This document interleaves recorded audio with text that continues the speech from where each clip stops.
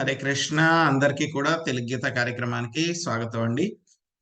కార్యక్రమం మొదలు పెట్టే ముందు ఇస్కాన్ శేషాద్రిపురం అధిష్టాన దేవతలైనటువంటి శ్రీ శ్రీ జగన్నాథుడు, బలదేవ, సుభద్ర మహారాణి, సుదర్శన, నితాయ్, చైతన్య, వామనదేవ్ పంచతత్వ ఆశీర్వాదాలు తీసుకుందాం అండి. ప్రార్థనలు చేద్దాము.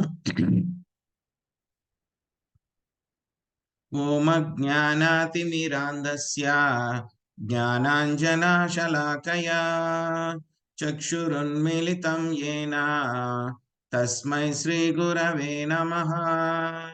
నమో ఓం విష్ణుపాదాయ కృష్ణప్రష్టాయ భూతలే శ్రీమతే భక్తి వేదాంత స్వామినితి నామినే. నమస్తే సరస్వతే దేవే గౌరవాణి ప్రచారిణి నిర్విశేష శూన్యవాది పాశ్చాత్య దేశతారిణే. జయ శ్రీ కృష్ణ చైతన్య ప్రభు నిత్యానంద శ్రీ అద్వైత గదాధర శ్రీవాసాది గౌర భక్త వృంద. హరే కృష్ణ కృష్ణ కృష్ణ హరే హరే, హరే రామ రామ హరే హరే. సో మనం ఈరోజు భగవద్గీత 2వ అధ్యాయము గీతా సారంలో నుంచి 64, 65, 66, 64, 65, 66 3 శ్లోకాలు చూద్దామండి.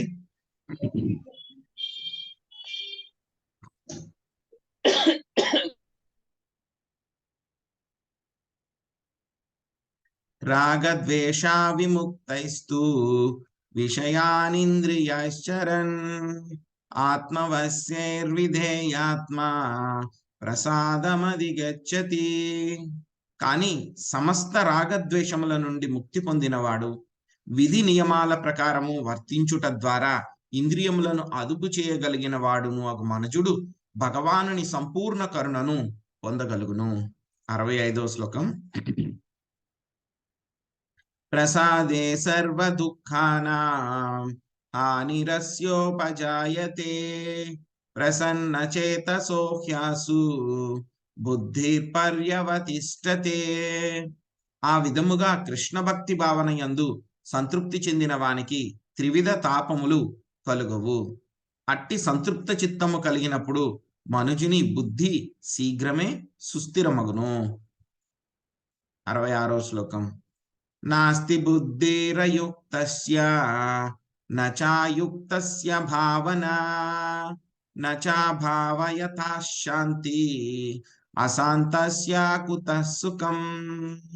కృష్ణ భక్తి భావన యందు భగవానునితో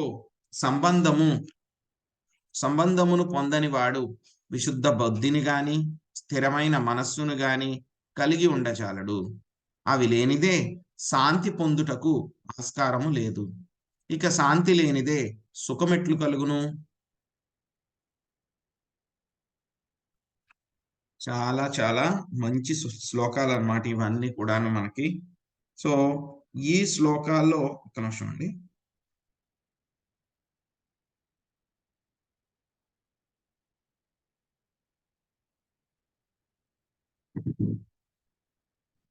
సో చాలా చాలా మంచి శ్లోకాలు అన్నమాట. సో ఇవి చాలా ప్రాక్టికల్ గా ఉంటాయి అన్నమాట. ఇవి మనం ఇంప్లిమెంట్ చేయగలిగేవి, ఇంప్లిమెంట్ చేయాల్సినవి అన్నమాట. మన అందరం కూడా ఆచరించాల్సినటువంటి శ్లోకాలు అన్నమాట ఇవన్నీ కూడా. ఎందుకంటే భగవద్గీతలో స్వామి ఏది కూడాను ఆచరణ చేయలేనటువంటివి ఏవి చెప్పలేదు. కానీ ఎవరైతే కనుక ఆచరిస్తారో వాళ్ళకి చాలా చాలా చాలా మంచి జరుగుతుంది అని చెప్పేసి చెప్తున్నారన్నమాట స్వామి. సో చూద్దాం, మనం ఒక్కొక్క శ్లోకం కూడా చూద్దాం. సో నిన్నటి శ్లోకంలో మనం ఏం నేర్చుకున్నాం? మనం ఏవైతే కనుక మనకి ధ్యాయతో విషయాన్ పుంస సంగస్తేషు పజాయతే సంగాత్ సంగాయతే కామ క్రోధో విజాయతే. సో మనం ఏం చేస్తాము? ఏదైనా ఒక ఇంద్రియార్థాల పట్ల ఎప్పుడు కూడా మనకి ఇంద్రియాలు పరుగు పెడుతూ ఉంటాయి. ఆ ఇంద్రియాల మీద మనము ధ్యానం చేస్తూ ఉండడం. ధ్యానం అంటే కనుక దాని గురించి ఆలోచిస్తూ ఉండడం అన్నమాట. ఆ ఇంద్రియం బాగుంటుంది, ఆ ఇంద్రియం బాగుంటుంది, ఆ ఇంద్రియం బాగుంటుంది అని మనకు ఆలోచిస్తూ ఉన్నాం అనుకోండి దాని గురించి. ఏమనిపిస్తుంది మనకి? నాకు అది కావాలి అని చెప్పి మనకి ఆసక్తి పెరుగుతుందన్నమాట. ఆసక్తి పెరిగిన తర్వాత ఏమవుతుందంటే ఆ ఆసక్తి మెల్లగా చాలా గట్టిగా కోరిక అన్నమాట. స్ట్రాంగ్ డిజైర్ చాలా కామంగా వృద్ధి చెందుతుందంట. ఆ కామము ఒకవేళ కనుక సాటిస్ఫై అవ్వకపోతే ఏమవుతుంది? అది క్రోధం కింద మారుతుంది. మళ్ళీ తర్వాత క్రోధాద్భవతి సమ్మోహ, సమ్మోహ స్మృతి విభ్రమ, స్మృతి భ్రంశో బుద్ధినాశో, బుద్ధినాశో ప్రణశ్యతి అని చెప్పారు. సో అంటే ఆ కోపం ఏమవుతుందంట మళ్ళీను చాలా మోహం కలుగుతుందంట. సో ఆ మోహం మూలంగా ఏమవుతుంది? అప్పటిదాకా ఏం జరిగినవి అని చెప్పేసి మన యొక్క జ్ఞాపక శక్తి అంతా కూడా మనకి భ్రమకి గురయ్యి మనం మన యొక్క విచక్షణా శక్తిని కోల్పోతాం అన్నమాట. బుద్ధి నాశనం అయిపోతుంది. ఇంటెలిజెన్స్ అన్నమాట.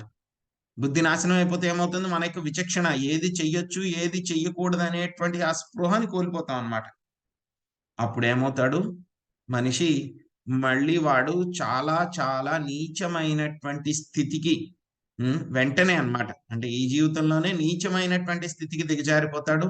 చెయ్యరానివి, చెయ్యకూడనటువంటి పనులన్నీ కూడా చేసి మొత్తం పతనం చెందుతాడు. ఆ విధంగా మళ్ళీ యొక్క సంసార సాగరంలో మళ్ళీ పడిపోతాడు అని చెప్పేసి మనం నిన్నటి శ్లోకంలో చూసాం అన్నమాట. ఇక ఈ శ్లోకంలో చెప్తున్నారు మనకి. సో నిన్నటిదాకా మనకి అర్జునుడు అడిగినటువంటి 4 ప్రశ్నల్లో 3 ప్రశ్నలు స్థితప్రజ్ఞుడు ఎవరైతే ఉన్నారో సో వాళ్ళకి 3 ప్రశ్నల గురించి స్వామి సమాధానం నిన్నటి శ్లోకంతో పూర్తయిందన్నమాట. సో అర్జునుడు అడిగినటువంటి 4వ ప్రశ్న అన్నమాట. సో ఎవరికైనా గుర్తుందండి అర్జునుడు అడిగిన 4వ ప్రశ్న ఏమిటి?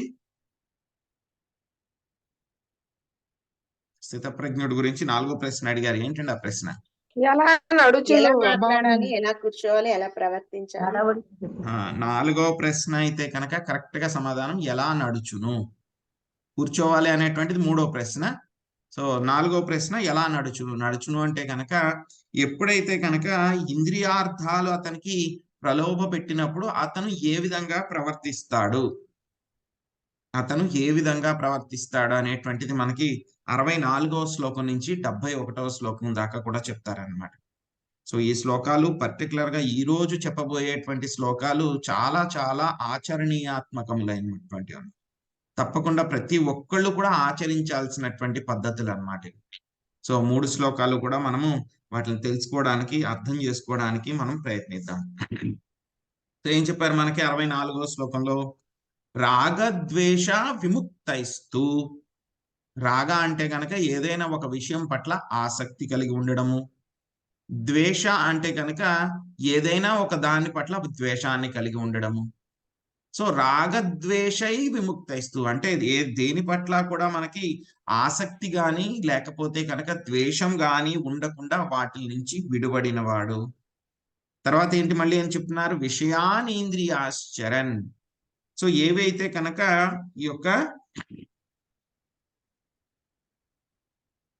విషయానింద్రియాశ్చరన్ ఏవైతే ఇంద్రియార్థములైనటువంటి ఇంద్రియాల చోటి అతను అనుభవిస్తూ ఉన్నా సరే, సో ఎవరైతే కనుక ఒక వ్యక్తి ఈ యొక్క రాగద్వేషాల నుండి విముక్తుడైనా సరే వాడు ఇంద్రియార్థాలను అనుభవిస్తూ ఉన్నా సరే ఏమవుతుందంట? ఆత్మవశ్యైర్ విధేయాత్మ. ఆత్మవశ్యైర్ విధేయాత్మ. తన యొక్క ఇంద్రియాలను అతను నియంత్రణలో ఉంచుకుంటాడు. ఏ విధంగా? విధి నియమాలు ఏవైతే ఉన్నాయో వాటిని పాటిస్తూ ఉంటాడనమాట. సో ఆ విధంగా పాటిస్తూ ఉంటే కనుక అతనికి ఏమవుతుందంట? ప్రసాదం అధిగచ్చతి. ప్రసాదం అంటే భగవంతుని యొక్క అనుగ్రహం పొందుతాడనమాట. సో ఎంతమందికి కావాలండి భగవంతుని యొక్క అనుగ్రహము? అందరికీ కావాలి ప్రభు. మిగతా వాళ్ళు ఎవరు మాట్లాడట్లేదు అంటే అవసరం లేదన్నమాట వాళ్ళకి. అందరికీ కావాలి. అందరికీ కావాలి ప్రభుజీ, ఆ? అందరికీ కావాలి. అందరికీ కావాలి. అందరికీ కావాలి. ఆయన అయితే శ్రద్ధగా అనుగ్రహం వినండి. లేదే ఏ ఏం విధంగా? చేయగలం ప్రభుజీ? ఆయన ఏ అనుగ్రహం విధంగా? లేదే ఏం చేయగలం మనం? అందరికీ అవసరం ప్రభు. అందరికీ అవసరం. ఓకే, అయితే అందరూ శ్రద్ధగా వినండి. అయితే కనుక ఎలా వస్తుంది మనకు ఆ ప్రసాదం అనేటువంటిది ఈ శ్లోకంలో స్వామి చెప్తున్నారు మనకి. సో ఏమవుతుందంట? ఈ యొక్క వ్యక్తి ఎవరైతే ఉన్నాడో తన యొక్క ఇంద్రియాలు ఎప్పుడు కూడా మనకి ఏం చేస్తూ ఉంటాయి? ఇంద్రియాల పట్ల పరుగులు పెడుతూనే ఉంటాయి. ఇంద్రియాలు నాకు అది కావాలి ఇది కావాలి అని చెప్పి పరుగులు పెడుతూనే ఉంటాయి అన్నమాట. సో అలా పరుగులు పెడుతున్నటువంటి ఇంద్రియాలను ఏం చేసుకుంటాడంట, అతను నియంత్రించుకుంటాడంట. ముందుగా ఏం చేస్తాడంట, ఏవైతే కనుక ఆసక్తి ద్వేషము ఏదైతే ఉందో ఆ రెండిటి నుంచి కూడా అతను విడిపడతాడు. ఆ తర్వాత ఏం చేస్తాడు, ఆ యొక్క ఇంద్రియాలను నియంత్రిస్తాడు. ఎలాగా అంటే కనుక విధి నియమాల ద్వారా అన్నమాట. మనం భక్తియుత సేవలో కూడా చూస్తాం మనం. ఉమ్, ఏదైతే ఉందో మనం ప్రసాదం మాత్రమే తినాలి, 4 రకాలైనటువంటి నియమాలు ఉంటాయి. 5వ నియమం మనం జపం చేయాలన్నమాట. ఏదైతే మాంసభక్షణ చేయకూడదు, ఆ తర్వాత వైవాహిక జీవితంలో కాకుండా బయట ఎవరితోనూ కూడా కలవకూడదు. తర్వాత తర్వాత మనము మత్తు పదార్థాలను మనం సేవించకూడదు. తర్వాత గ్యాంబ్లింగ్ ఏదైతే కనుక జూదము, పేకాడము ఇవన్నీ అన్నమాట, మందు తాగడం ఇవన్నీ కూడా చేయకూడదు. ఈ 4 విషయాల్ని కూడా మనం చేయకూడదు. ఇవన్నీ కూడా విధి నియమాలు. సో తర్వాత 5వ విషయం ఏంటి, మనము కృష్ణుడి యొక్క జపం చేయాలి, ఆయన యొక్క భక్తి చేయాలి. సో ఇవన్నీ కూడా మనకి విధి నియమాలు అన్నమాట. సో ఇవన్నీ కూడా రెగ్యులేటివ్ ప్రిన్సిపల్స్ మనకి భక్తిలో ఇవన్నీ కూడా ఇస్తారు. ఈ విధంగా మనం విధి నియమాలని పాటించడం మూలంగా ఏమవుతుంది, మన యొక్క ఇంద్రియాలకి కంట్రోల్ ఉంటుంది మనకి. ఆ విధంగా ఎవరైతే చేస్తూ ఉంటారో వాళ్ళకి స్వామి యొక్క ప్రసాదం అధిగచ్చతి, ప్రసాదం దొరుకుతుందంట. సో ఇంకా దీని గురించి మనం చర్చించుకోవడానికి ప్రయత్నిద్దాం, అర్థం చేసుకోవడానికి ప్రయత్నిద్దాం. కృష్ణ భక్తి భావనలో ఉన్నటువంటి వ్యక్తి ఎవరైనా ఉన్నారనుకోండి, సో అతను కూడా ఏం చేస్తూ ఉంటాడు, అందరిలాగే ఆయన కూడా ఒక ఇంట్లో ఉంటాడు, అందరిలాగే ఉద్యోగాలకు వెళ్తాడు, వ్యాపారాలకు వెళ్తాడు ఆయన కూడాను. సో అందరిలాగే ఆయన కూడా పిల్లల్ని స్కూల్కి పంపిస్తూ ఉంటాడు, భార్యల్ని అందరినీ తల్లిదండ్రులు అందరినీ చూసుకుంటూ ఉంటాడు. తను ధనం సంపాదిస్తాడు, తను ధనం ఖర్చు పెడతాడు. బయట చూసే వాళ్ళకి ఏమనిపిస్తూ ఉంటుంది, ఇతను కూడా మామూలు మనిషే, అన్ని పనులు చేస్తున్నాడు కదా ఇతను కూడా అని అనిపిస్తుంది. కానీ భక్తులు ఎవరైతే ఉన్నారో వాళ్ళు చేసేటువంటి పనులకి మిగతా వాళ్ళు అభక్తులు చేసేటువంటి పనులకి చాలా తేడా ఉంటుంది. ఎందుకంటే భక్తులు కానటువంటి వాళ్ళు ఎందులో ఉంటారు, వాళ్ళు సెన్సువల్ ప్లేన్ ఇంద్రియార్థాల పట్ల పరుగులు పెడుతూ ఉంటారు. కానీ భక్తుడైనటువంటి వాడు ఏంటి, వాటి పట్ల ఎటువంటి ఆకర్షణ లేకుండా ఆ యొక్క పనులన్నీ కూడా చేస్తూ ఉంటారన్నమాట. సో భక్తుడి యొక్క కన్సర్న్ ఎప్పుడు కూడా ఒకే విషయం గురించి భక్తుడు చాలా ఆతృత పడిపోతూ ఉంటాడు. ఏంట ఆతృత, నేను కృష్ణుణ్ణి ఎలాగ సంతోషపరచాలి, నేను కృష్ణుణ్ణి ఏ విధంగా సంతోషపరచాలి, కృష్ణుడికి ఏ విధంగా నేను ఆనందం కలిగించాలి. సో అతని జీవితంలో ఏ పనులు చెయ్యాలన్నా సరే 2 సూత్రాలను పాటిస్తాడనమాట అతను. 2 సూత్రాలు శ్రద్ధగా వినండి. ఏమిటి 2 సూత్రాలు అంటే కనుక, ఏదైనా ఒక విషయము మామూలుగా అతనికి చెయ్యడానికి ఇష్టం లేదు, మామూలుగా అయితే కనుక తనకి సొంత డెసిషన్ అయితే కనుక తనకి చెయ్యడానికి ఇష్టం లేదు, కానీ కృష్ణుడికి కావాలి, ఆ పని చేయమంటున్నారు కృష్ణుడు, లేకపోతే గురువులు చెప్పారు ఆ పని చేయమని కృష్ణుడు కోసం. ఈ వ్యక్తి తనకి ఇష్టం లేకపోయినా సరే ఆ పనులు చేసేస్తాడు.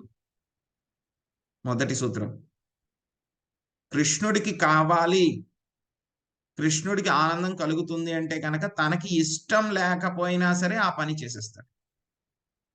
రెండవది, ఏదో ఒక విషయం చాలా ఇష్టం అతనికి, మామూలుగా అయితే కనుక వదిలిపెట్టేస్తే కనుక కృష్ణుడి ఇంటర్వెన్షన్ లేకపోతే కనుక ఖచ్చితంగా చేసి తీరుతాడు ఆ పని.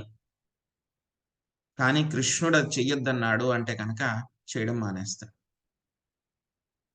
మొట్టమొదటిది ఏంటి, కృష్ణుడికి కావాలి అని అంటే కనుక తనకి ఇష్టం లేకపోయినా సరే ఆ పని చేసేస్తాడు. రెండవది, కృష్ణుడు వద్దు అని అంటే కనుక తనకి ఇష్టం ఉన్నా సరే ఆ పని చేయడం మానేస్తాడు. అర్జునుడు ఎగ్జాంపుల్ అన్నమాట. అర్జునుడికి ఏంటి, యుద్ధం చేయడం ఇష్టం లేదు, కానీ ఏం చేశారు, కృష్ణుడి యుద్ధం చేయమన్నారు కాబట్టి ఎస్ యాక్సెప్టెడ్, యుద్ధం చేసేసారు.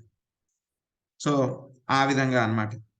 సో ఈ విధంగా ఈ యొక్క శక్తి ఎలా వస్తుంది కృష్ణుడి యొక్క ఆజ్ఞ పాటించడానికి, అదేవిధంగా గురువుల యొక్క ఆజ్ఞ పాటించడానికి శక్తి ఎలా వస్తుంది అంటే కనుక అది కేవలము శ్రీకృష్ణ భగవానుడి యొక్క నిర్హేతుకమైనటువంటి కరుణ ద్వారానే వస్తుందన్నమాట. శ్రీకృష్ణ భగవానుడి యొక్క నిర్హేతుకమైనటువంటి కరుణ ద్వారా వస్తుందన్నమాట. సో అది ఎలా వస్తుంది? స్వామికి ఆయన మొత్తం అన్ని రకాల పనులు కూడా ప్రపంచంలో మిగతా వాళ్ళందరిలాగా చేస్తూ ఉన్నా సరే ఆయన ఆ పనులన్నీ కూడా చేయగలుగుతారు. సో తర్వాత శ్లోకంలో మనకి ఏం చెప్పారు? సో అతని యొక్క మూడ్ ఈ విధంగా ఉంటుందన్నమాట. ఏ పని చెయ్యాలి అన్నా సరే, చెయ్యకూడదన్నా సరే, ప్రతిదీ కూడా అతని యొక్క కంట్రోల్లో ఉంటుందన్నమాట. సో అతని ఇంద్రియాలకి ఒక స్టాండింగ్ ఇన్స్ట్రక్షన్ ఇచ్చేస్తాడు అనమాట. కృష్ణుడి కోసం మాత్రమే పని చెయ్యి. అలాగని చెప్పి ఇంద్రియాలని మనం చూసాం, పూర్తిగా కట్టి పెట్టేసి బలవంతంగా అణగద్రొక్కేసి ఉంచడు. ఎందుకంటే ఆ విధంగా మనం ఉంచేస్తే కనుక ఏమవుతాయి? మనం చూసాం రకరకాలైనటువంటి ఎగ్జాంపుల్స్ ఇంతకు ముందు శ్లోకాల్లో. ఆ విధంగా అణగతొక్కేస్తే ఇంద్రియాలు మనకు ఒక్కసారి ఎదురు తిరుగుతాయి. అవి ఎదురు తిరిగి అంటే మళ్ళీ మనం కంట్రోల్ చేయడం చాలా కష్టం. కానీ ఇక్కడ ఏం చేస్తున్నాడు? ఇంద్రియాల్ని నియంత్రిస్తున్నాడు, కానీ వాటికి కూడా పని చేపిస్తున్నాడు. ఆ యొక్క ఇంద్రియాల చేత ఎవరి కోసం పని చేపిస్తున్నాడు? కృష్ణుడి కోసం పని చేపిస్తున్నారు. అది కూడా ఏంటి? రెగ్యులేటెడ్ మేనర్లో. ఏదైనా సరే మనకి అతి ప్రమాదకరం అన్నమాట. సో ఇంద్రియాలని మనం విచ్చలవిడిగా వదిలేస్తే కనుక చాలా మంది చెప్తూ ఉంటారు, ఇంద్రియాలు ఎంజాయ్ చేయాలనుకుంటున్నాయి కదండి, వాటిని వదిలేయండి, సో అవి చాలా సంతోషంగా ఉంటాయని అనుకుంటారు. కాదు, నిజమైనటువంటి సంతోషం ఎక్కడొస్తుంది అంటే కనుక రెగ్యులేటెడ్ గా వాటిని మనం స్వామి యొక్క సేవలో ఉపయోగించినట్టు వస్తుంది అనమాట. సో మనం ఏది కూడా మనము త్యాగం చేయాల్సినటువంటి అవసరం లేదు. కానీ ఏం చేయాలి? మన యొక్క మూడ్ అన్నమాట. ఆ యొక్క పనులు, ప్రతి పని చేసేటప్పుడు మన యొక్క మూడ్ ఎలా ఉండాలి? అది కృష్ణుడి యొక్క కోరికతోటి ఉండాలి. ఒకటే ప్రిన్సిపల్ చెక్ చేసుకోవాలి మనం ఇప్పుడు ఏ పనైనా సరే చేస్తున్నప్పుడు. ఏ పనైనా అంటే పెద్ద పెద్ద విషయాలు అన్నమాట. మామూలుగా స్నానం చేస్తున్నాం ఇవి కాదు. సో ఏమిటి? ఏ పనైనా ముఖ్యమైనటువంటి విషయం ఏమైనా చేస్తున్నామంటే మనం ఒక ప్రశ్న వేసుకోవాలి, క్వశ్చన్ మార్క్, చెక్ అన్నమాట. అది ఏంటా చెక్ అంటే కనుక, నేను ఈ పని చేస్తే కనుక కృష్ణుడు సంతోషపడతాడా? Question mark. ఫ్లో చార్ట్ లో కూడా చెప్తారు కదా, ఎస్ నో అన్నట్టు అన్నమాట. నేను ఈ పని చేస్తే కనుక కృష్ణుడు సంతోషపడతాడా? సంతోషపడతాడు అంటే ఎస్, చేసేయండి. ఇంకొకటి, నేను ఈ పని చేస్తే కనుక కృష్ణుడు సంతోషపడతాడా అంటే నో అని వచ్చింది అనుకోండి, లేదు, చేయకూడదు. సో అది మన ఇంద్రియాలకి స్టాండింగ్ ఇన్స్ట్రక్షన్ అన్నమాట. అప్పుడు మన ఇంద్రియాలు మన నియంత్రణలో ఉంటాయి. లేకపోతే కనుక కళ్ళెం లేనటువంటి గుర్రాల్లాగా అక్కడికి ఇక్కడికి అక్కడికి ఇక్కడికి పరిగెట్టి మనల్ని చాలా చాలా బాధ పెట్టేస్తాయి అన్నమాట. సో ఆ తర్వాత ఇంకా హయ్యర్ సెన్స్ కంట్రోల్ ఎలాగ వస్తుంది అని చెప్పేసి మనం 66వ శ్లోకంలో మళ్ళీ చూద్దాం దాని గురించి. సో తర్వాత 65వ శ్లోకంలో మళ్ళీ స్వామి ఏం చెప్పారు? సో ఎవరైతే కనుక ఈ విధంగా చేస్తూ ఉంటారో, తన యొక్క ఇంద్రియాలని కృష్ణుడి కోసం మాత్రమే వాడుతూ ఉంటారో, ప్రతి పని కూడా కృష్ణుడి యొక్క సంతోషం కోసమే వాళ్ళు చేస్తూ ఉంటారు అని అంటే కనుక ఏమవుతుందంటే వాళ్ళకి రిజల్ట్ ఏమొస్తుందంట? ఆ పని చేస్తూ ఉన్నప్పుడే ప్రసాదే సర్వ దుఃఖానాం హానిరస్యోపజాయితే. సో ఏమవుతుందంటే వాడికి స్వామి యొక్క కరుణ దొరుకుతుందంట వాడికి. ప్రసాదే సర్వ దుఃఖానాం, ఆ విధంగా భగవంతుని యొక్క నిర్హేతుకమైనటువంటి కరుణ దొరుకుతుంది అనమాట. సో ఏమవుతుందంట? ఆ విధంగా అతడు కృష్ణ భక్తి భావంలో పూర్తిగా సంతృప్తి చెందుతాడంట. అటువంటి వ్యక్తికి మనం చెప్పుకున్నాం త్రివిధ తాపాలు. ఏంటంటే అవి త్రివిధ తాపాలు ఎవరికైనా గుర్తున్నాయా? ఆధ్యాత్మిక, ఆది భౌతిక, ఆది దైవిక. ఎస్. సో ఈ 3 రకాలైనటువంటి త్రాపాలు ఏవైతే ఉన్నాయో అవన్నీ కూడా ఈ యొక్క కృష్ణ భక్తి భావనలో సంతృప్తి చెందిన వాడికి అవన్నీ కూడా కలగవంట. సో ఆ విధంగా సంతృప్తి చిత్తము కలిగినటువంటి మనుషుడు ఎవరైతే ఉన్నారో వాడి యొక్క బుద్ధి, ఇంటెలిజెన్స్ ఫిక్స్ అయిపోతుందంట. సో ప్రతి ఒక్కళ్ళు కూడా జీవితంలో దేనికోసం ప్రయత్నిస్తున్నారండి? ప్రతి ఒక్కళ్ళు కూడా ఏదో ఒక ఆనందం కావాలి. సో మన ఇంట్లో ఎన్నో రకాలు ఉన్నాయి. బంగారాలు ఉన్నాయి, వజ్రాలు, మణులు, మాణిక్యాలు అన్నీ ఉన్నాయి, వెండి అన్నీ ఉన్నాయి. సో అందరూ ఉన్నారు మనతో పాటు కూడా. సో కానీ ఏంటి, అన్నీ ఉన్నాయి మనకి, చాలా పెద్ద పెద్ద ఉద్యోగాలు ఉన్నాయి, కార్లు, బంగ్లాలు అన్నీ ఉన్నాయి. అదేవిధంగా పెద్ద ఉద్యోగాలు ఉన్నాయి, పెద్ద డిగ్రీలు ఉన్నాయి మనకి. చాలా మంది బంధువులు, స్నేహితులు, ఫేస్బుక్లో, వాట్సాప్లో, బయట కూడా చాలా బలగం ఉంది. అన్నీ ఉన్నా సరే ఈరోజు మనుషులకి చాలా మందికి ఆ యొక్క సంతృప్తి అనేటువంటిది లేదనమాట. ఆ యొక్క సాటిస్ఫాక్షన్, ప్రతి ఒక్కళ్ళు కూడా సాటిస్ఫాక్షన్ కోసమే ప్రయత్నిస్తూ ఉన్నారు. ప్రపంచం అంతా కూడా సంతోషము, సాటిస్ఫాక్షన్ ఈ రెండిట్ల వెనకాలే పరిగెడుతూ ఉంది. కానీ ఏమవుతుంది, కానీ వాళ్ళకి అది ఎక్కడ దొరుకుతుందో వాళ్ళకి తెలియట్లేదు. ప్రతి ఒక్కరిని, ఎవరైనా ఒక ఇంట్లోంచి బయటకు వచ్చారనుకోండి, ఎవరైనా ఒక వ్యక్తిని అడిగారు అనుకోండి, మీ యొక్క లక్ష్యం ఏంటి మీ జీవితంలో, మీరు ఏం చేయాలనుకుంటున్నారు, మీ లక్ష్యం ఏమిటి అని అడిగారు అనుకోండి, సో చాలా మంది దగ్గర సమాధానం ఉండదు. చాలా మంది దగ్గర ఉండదు. కొంతమంది దగ్గర ఏదో చిన్న చిన్నవి అనమాట, షార్ట్, ఈవెన్ మనకి క్లాసులో కూడా చెప్తారు, షార్ట్ టర్మ్ గోల్స్, తర్వాత medium term goals, long term goals అని చెప్పి చెప్తారు. షార్ట్ టర్మ్ అంటే కనుక ఒక ఏడాదిలో చేసేటువంటివి, మీడియం టర్మ్ అంటే కనుక ఒక 3-5 సంవత్సరాల్లో చేసేటువంటివి, లాంగ్ టర్మ్ అంటే కనుక ఒక 10 సంవత్సరాల పైన నేను దాన్ని అచీవ్ అవ్వాలనుకుంటున్నాను అనేటువంటి చేసేవండి. కానీ ఎవరికి కూడా తెలియట్లేదు. ఒక వ్యక్తి ఎక్కడికో బయటకు వచ్చాడు, బయటకు వచ్చి ఎక్కడికో వెళ్తున్నాడు. ఎక్కడికి వెళ్తున్నారా నువ్వు అంటే కనుక వాడు నాకు తెలియదు అన్నాడు అనుకోండి, వాడికి తెలియదు అనుకోండి, నిజంగా వాడి పరిస్థితి ఎలా ఉంటుంది? ఏదో అలా వెళ్తాడు, అక్కడికి వెళ్ళిన తర్వాత అటు తిరుగుతాడు, ఇటు తిరుగుతాడు, ఇటు వెళ్ళాలో తెలీదు, అటు వెళ్ళాలో తెలీదు. సో అలాగా గమ్యం లేనటువంటి వ్యక్తి జీవితం దుర్భరంగా ఉంటుందన్నమాట. ఎందుకంటే మైండ్ ఎప్పుడు కూడా వాడి గమ్యాన్ని మార్చేస్తూ ఉంటుంది. ఇది చెయ్యి అంటుంది, మళ్ళీ అది కాదు ఇది చెయ్యి అంటుంది, మళ్ళీ అది కాదు ఇది ఇది ఇది ఇది ఇది అని చెప్పేసి మొత్తం అతను టెన్షన్ పెట్టేసి జీవితం అంతా దుర్భరం చేసేస్తున్నారు. చాలా చాలా కష్టం. ఆ యొక్క గమ్యం అనేటువంటిది ఉండాలన్నమాట. ప్రతి ఒక్కరికి కూడా ఏమున్నాయి గమ్యాలు అని అంటే కనుక, మెటీరియల్ గా భౌతిక పరమైనటువంటి గమ్యాలు ఉన్నాయి అందరికీ కూడా. ఆ గమ్యాలు ఏంటి, మారిపోతూ ఉంటాయి, ఎప్పుడున్నవి ఫిక్స్డ్ గా ఉండవు. ఎందుకంటే భౌతిక ప్రపంచమే శాశ్వతం కాదు, దుఃఖాలయం అశాశ్వతం. కాబట్టి ఇంకా గమ్యాలు ఏముంటాయండి, గమ్యాలు కూడా అశాశ్వతాలే, అవి మారిపోతూ ఉంటాయి. మైండ్ సెట్ చేసేస్తూ ఉంటుంది. సో ఏదో ఒక గమ్యం పెడుతుంది, అక్కడికి మనం పరిగెత్తుకుని పరిగెత్తుకుని వెళ్తాం. అక్కడికి రీచ్ అయిన తర్వాత ఏం చెప్తుంది, వచ్చావా, ఇదేం పెద్దదేం కాదు, ఇంకా పెద్దది ఉంది అక్కడ, దానికి పరిగెత్తు అంటుంది. మళ్ళీ దానికి పరిగెట్టిస్తుంది, అక్కడ పరిగెత్తిన తర్వాత మళ్ళీ ఇది కూడా కాదు, ఇది బాగాలేదు, ఇంకో గమ్యం అయితే బాగుంటుంది, మళ్ళీ అక్కడికి పరిగెత్తిస్తుంది. సో అలాగ మనల్ని పరిగెత్తించి పరిగెత్తించి మనల్ని ఒక్కొక్కసారి మనం గమ్యానికి చేరుకోలేము అనమాట. చేరుకోకపోతే ఏమైపోతుంది, మనం డిప్రెషన్ కు గురైపోతాం అనమాట. సో ఆత్మ న్యూనతాభావం అనమాట డిప్రెషన్. సో ఆ విధంగా అయిపోయి చాలా చాలా మనకి లైఫ్ లో కష్టమైపోతుంది అనమాట. సో కానీ మనందరికీ కూడా సంతోషం లేదు అంటే కనుక గమ్యం లేదు. ప్రతి ఒక్కరికి కూడా గమ్యం లేవాలి. గమ్యం, టార్గెట్ ఉన్న వ్యక్తి చాలా స్టడీగా ఉంటాడు. టార్గెట్ లేని వాళ్ళే ఉంటారు. చూడండి, మనం చిన్నప్పుడు కూడా చూస్తూ ఉంటాం, పిల్లలు ఎవరైతే కనుక వాళ్ళకి ఏదో ఒక గోల్ ఉందనుకోండి, వాళ్ళు చక్కగా పనులన్నీ కూడా రెగ్యులేటెడ్ గా చేస్తారు. ఏదో ఒక ఐఐటి ఎగ్జామ్ ప్రిపేర్ అవ్వాలో, లేకపోతే మెడిసిన్ ఎగ్జామ్ ప్రిపేర్ అవ్వాలి, నేను మెడిసిన్ సీట్ జాయిన్ అవ్వాలి, సో ఏదో ఒక ఎంబీఏ పూర్తి చేయాలి, ఏదో ఒక టార్గెట్ ఉంది అనుకోండి వాడికి. మెటీరియల్ టార్గెట్స్ ఉన్నాయి, వాడి జీవితం ఎలా ఉంటుంది, రెగ్యులేటెడ్ గా ఉంటుంది.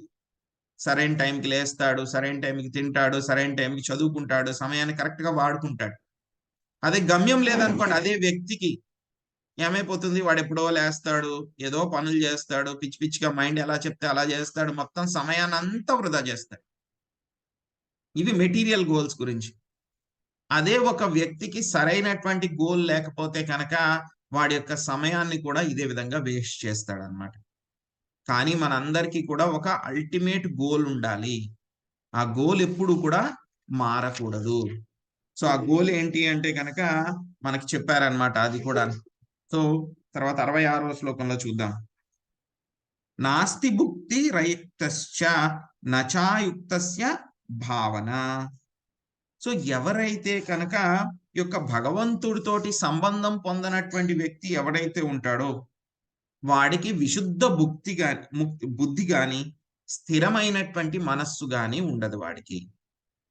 చెప్పుకున్నాం కదండి, ఇప్పుడే టార్గెట్ లేని వాడికి ఎలా ఉంటుంది మైండ్, గోల్ పోస్టులు మార్చేస్తూ ఉంటుంది. అక్కడ అది ఇది ఇది ఇది అని మార్చేస్తూ ఉంటుంది.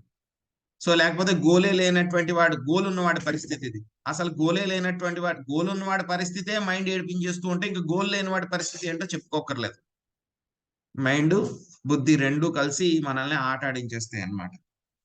సో కానీ ఎవరైతే కనుక భగవంతుడితోటి సంబంధం కలిగి ఉంటారో వాళ్ళకి స్థిరమైనటువంటి బుద్ధి, స్థిరమైనటువంటి మనస్సు ఉంటుంది అనమాట. సో ఎవరైతే కనుక భగవంతుడితో సంబంధం లేదో వాళ్ళకి బుద్ధి గాని మనస్సు గాని ఉండదు స్థిరంగా.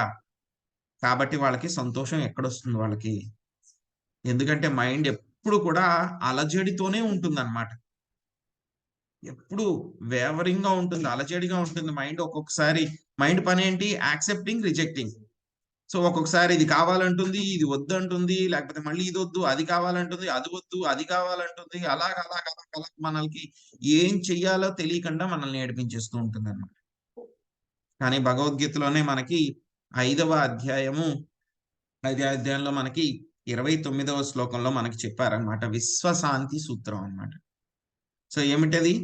భోక్తారం యజ్ఞ తపసాం సర్వలోకామహేశ్వరం సుహృదం సర్వభూతానాం జ్ఞాత్వా మాం శాంతి మృచ్చతి. సో ఎవరైతే కనుక 3 రకాలైనటువంటి విషయాలు తెలుసుకోవాలన్నమాట ఇందులో.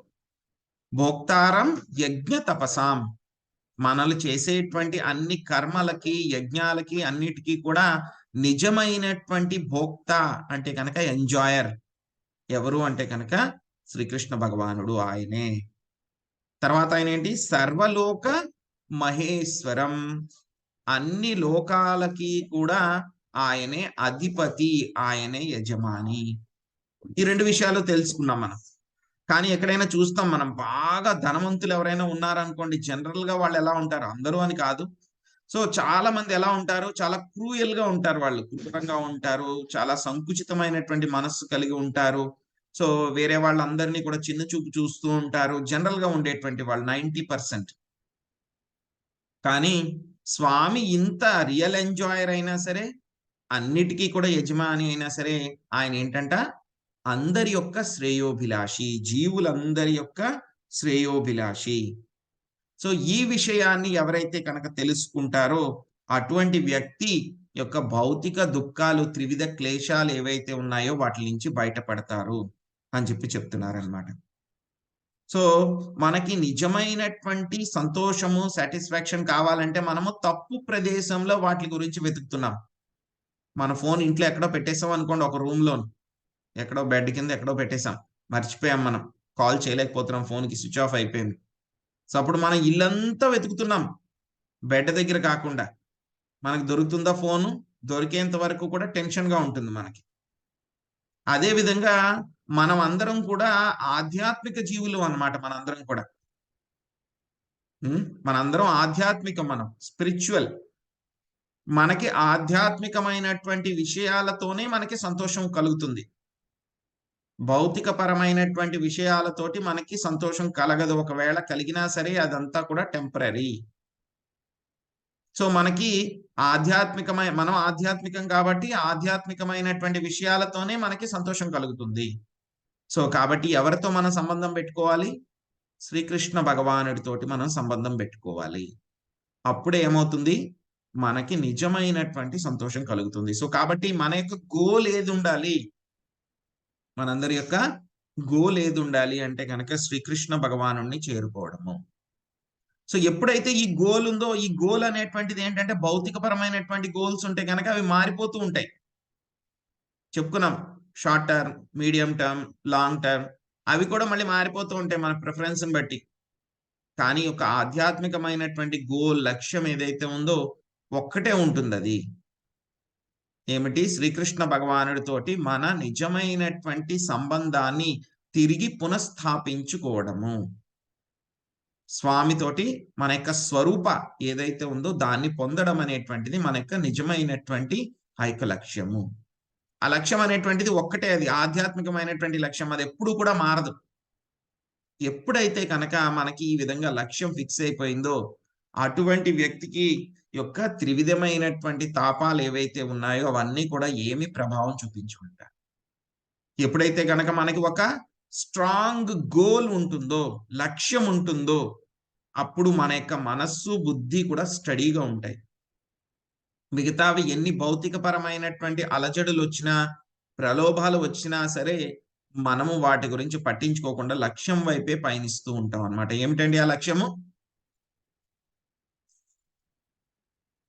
ఏంటండి అందరికీ కూడా అల్టిమేట్ గోల్? కృష్ణ భగవాన్ని పొందడం. కృష్ణ భగవానుని పొందడం. చేరుకోవడం. ఈ గోల్ కనుక మనం ఉంచుకుంటే కనుక ఏమవుతుంది, మన యొక్క విధి నియమాల్ని మనం చక్కగా పాటించడం ద్వారా మన యొక్క మనస్సు బుద్ధి మనకి నియంత్రణలో ఉంటాయి. ఈ గోల్ ని చేరుకోవాలి కాబట్టి మనము ఆటోమేటిక్ గా మన లైఫ్ అంతా కూడా స్ట్రీమ్ లైన్ అయిపోతుంది. ఆయన్ని చేరుకోవాలి కాబట్టి, ఆయన సంతోషపరచాలి కాబట్టి పొద్దున్నే లేస్తాం ఆయన కోసం, జపం చేయడానికి ప్రయత్నిస్తాం. సో తర్వాత స్వామికి మనం ఏం తింటున్నామో అన్ని కూడా భోగా ఆయనకి ఆఫర్ చేసి మనం తింటాం ప్రసాదం అంతా. సో మనం ఎక్కడికి సినిమాలకి, టీవీలకి, షోలకి వాటికి వెళ్ళాం అనవసరంగా. ఎక్కడికైనా వెళ్ళినా సరే ప్రతి క్షణము కూడా మనకు గుర్తొస్తుంది, అయ్యో ఈ పని చేస్తే కనుక కృష్ణుడు ఆనందపడతాడా, లేదా అయ్యో ఆనందపడ్డంటే కనుక నేను చేయను. సో కృష్ణుడికి ఆనందం వస్తుంది, ఆ పని నేను చేస్తాను. సో ఇలాగ మన లైఫ్, మన టైం మేనేజ్మెంట్ కూడా ఆటోమేటిక్ గా జరిగిపోతుంది. మన లైఫ్ లో ఏవైతే అక్కర్లేనటువంటి విషయాలు ఏవైతే ఉన్నాయో అవన్నీ కూడా బయటికి వెళ్ళిపోతాయి. అవసరమైనటువంటి విషయాలు, భక్తులు, స్వామికి సంబంధించినటువంటి జ్ఞానము, సో ఇవన్నీ కూడా మనకు ఆటోమేటిక్ గా మన లైఫ్ లో వస్తాయి. వస్తే కనుక ఏమవుతుందండి, స్వామి ఏం చెప్పారు, ప్రసాదం అది గచ్చతి. అటువంటి వ్యక్తికి ఆ యొక్క స్వామి యొక్క నిర్హేతుకమైనటువంటి కరుణ కలుగుతుంది. సో ఎవరైతే ఈ విధంగా చెయ్యరో వాళ్ళకి ఏమవుతుందంట, వాళ్ళకి విశుద్ధమైనటువంటి బుద్ధి గాని మనస్సు గాని వాళ్ళకు ఉండదు. ఆ మనస్సు బుద్ధి రెండు కలిసి ఏం చేస్తూ ఉంటాయి, వీడిని ఎక్కడికి పడితే అక్కడ తిప్పేసి, బాధ పెట్టేసి, ఏడిపించేస్తూ ఉంటాయి అన్నమాట. సో కాబట్టి దానికి ఏడిపించకుండా, మనస్సు బుద్ధి ఏడిపించకుండా ఉండాలంటే ఏం చేయాలి, ఒకటి గోల్ ఉండాలి. గోల్ ఉండడమే కాదు, ఆ గోల్ కి మనం చేరుకోవడానికి ప్రయత్నిస్తూ ఉండాలి. స్వామితోటి మనం సంబంధం ఏర్పరచుకోవాలి. ఈ రెండు విషయాలు గుర్తుంచుకుంటే కనుక మన యొక్క జీవితము ఆటోమేటిక్ గా పాజిటివ్ గా, బ్లిస్ఫుల్ గా మారిపోతుంది. హరే కృష్ణ. ఎవరికైనా ఏమైనా ప్రశ్నలు ఉన్నాయండి?